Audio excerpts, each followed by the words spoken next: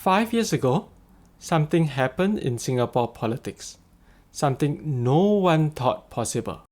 A rookie opposition team walked into a brand new constituency and walked out victorious, defeating an experienced PAP team that included a minister, a senior minister of state, and a senior parliamentary secretary. Only one member of this team had ever contested an election before, and she'd only won 35% of the vote. The rest were newcomers. But the standout star? Jamus Lim. This wasn't just an upset, it was a blueprint. A lesson in how to challenge power and win on your first try. As Jamus had no political track record, much of it came down to how he communicated. Today, we are breaking down what he does and what you can learn from it. First, Jamus knows how to ask questions that his opponents don't have good answers to. Let's start with a debate moment that hit like a guided missile. Quiet launch, devastating impact. I agree with the spirit of the policies, which is the PAP has put in one of the largest stimulus policies post-COVID-19. Yes. But how much has the PAP actually evaluated the efficacy of its policies? And I ask this in the context of things that were already raised. Dr. Chi mentioned that productivity, in spite of the fact that since 1972, the PAP has tried to raise productivity unsuccessfully. You talk about the progressive wage model, but yet, as Mr. Yuan pointed out, we are still in a position where we still see the elderly. Get to your question very soon. And that is the question. It is how much the PAP has actually estimated the efficacy of the policies it rolls out, because I would have lack of confidence that their big budgets might actually do the job. Why was the question so effective? First, he praises the intent of the PAP's actions.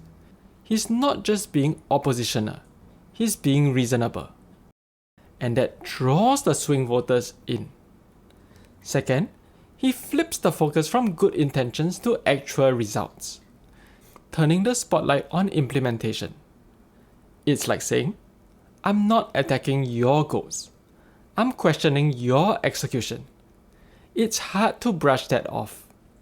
Third, he identifies systemic issues. Referencing efforts since 1972 makes the problem look long-running, even systemic. That reframes the PAP's long tenure not as experience, but as possible stagnation. Fourth, by calling it a meta question, he zooms out. This isn't just about one policy, it's about whether the PAP even checks its own homework. Fifth, Jamus links his question to points raised by other debaters. That's smart. It shows he listens, synthesizes, and builds consensus, instead of just picking fights. And finally, he ends by planting a seed of doubt. He doesn't attack the size of government spending. He questions the value we get in return. And during an economic crisis, that's the kind of question voters want answers to. So, 6 layers of strategy, all packed into one question. What did Dr. Balakrishnan say? It's quite right question, efficacy, and we need to measure outcomes. Now, let's talk about productivity. Right? We're a city-state. We have to bring in investments. And some of these, and you will know full well, the nature of these investments, high capital investments, high-tech investments, high intellectual property investments, will not generate the same labor share of much of the last industrial revolution. So I think you, to be fair, you need to realize, and I think in your own writing you've acknowledged that. He didn't answer it because it was hard to answer well. To fully appreciate how sharp Jamus' question was, let's compare it to another question from that debate, one from veteran opposition politician Dr. Chee Soon-Juan. It brings our population up to 10 million. Singaporeans are deadly worried about this proposal. Now, will you categorically tell Singaporeans right now that your party has no intention of raising our population to 10 million? Dr. Chee's tone is bold, but also accusatory. To those already angry at the government, it's a rallying cry. But to others, it sounds like an ambush.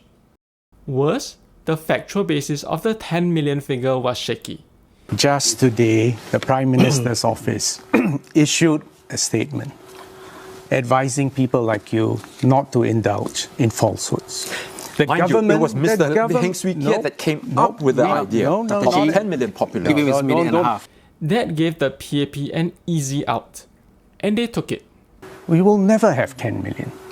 We won't even have 6.9 million.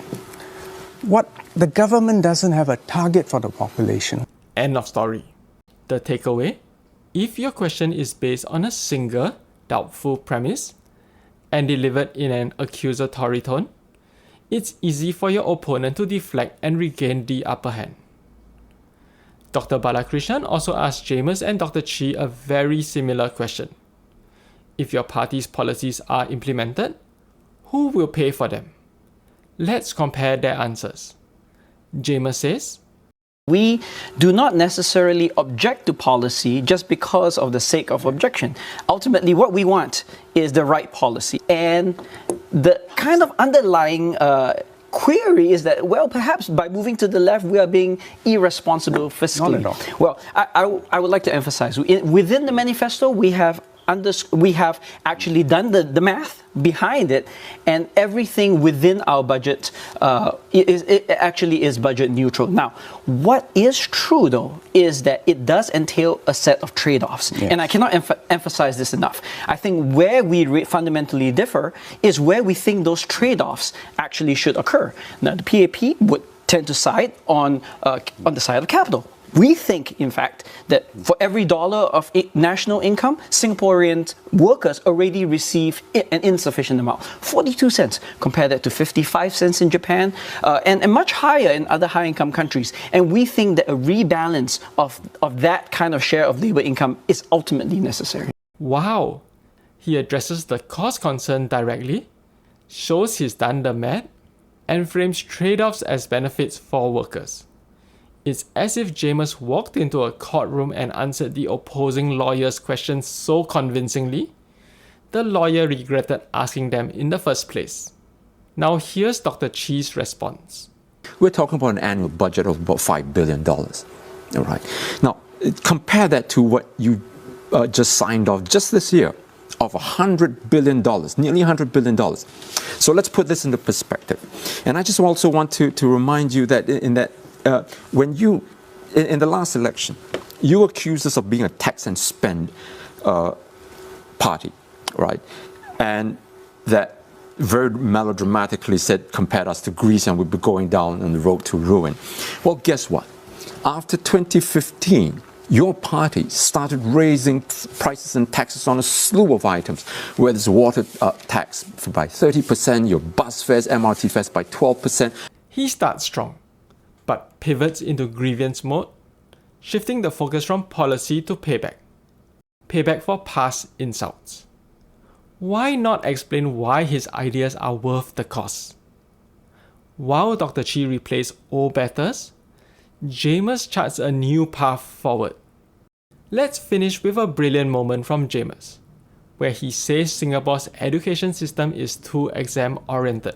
We have to understand that even the nature of knowledge and what productive knowledge is, it's no longer what it used to be about being able to solve calculus questions or being able to regurgitate the different parts of the human taxonomy and so on and so forth. Nobody cares about this. You can look it up. What is important is an approach toward problem solving. Firstly, being able to think of innovative ways to solve an existing problem. And secondly, being able to ask questions about what problems are there to be solved. And until we get there, until we realize that there is much more value in these processes rather than just the ability to reproduce the corpus of human knowledge, which is vast, we will continue to be stuck in a mindset where we will be excellent executors.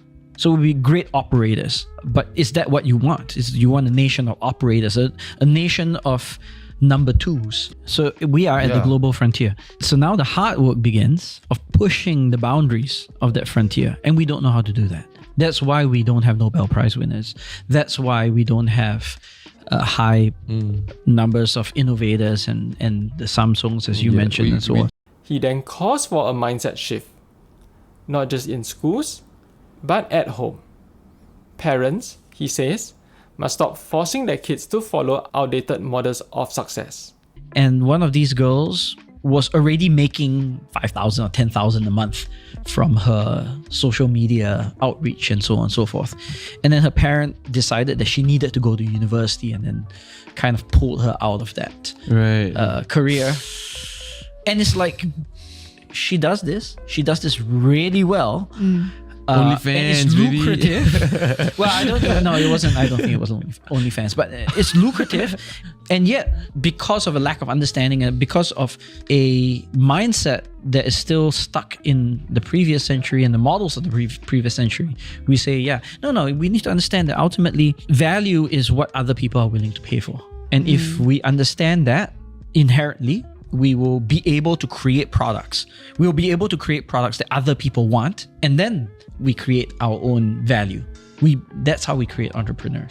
Super smooth, almost like tau huay, because it's sweet, silky, and it slides right down. Problems, consequences, and solutions. It's not just about grades, it's about creating value. And notice, he doesn't blame, he invites. He says, let's evolve together. Jamus Lim didn't win because he was the loudest or the most combative. He won because he was thoughtful, strategic, and forward-looking. He spoke with clarity and conviction and made his opponents defend not just their policies, but their processes. If you want to challenge power, in politics, in debates, even in your workplace, study how Jamus frames questions, uses data, and builds arguments. He doesn't just beat the PAP. He shows us how to think smarter, speak clearer, and aim higher. And that might be the most powerful win of all. Thanks for watching.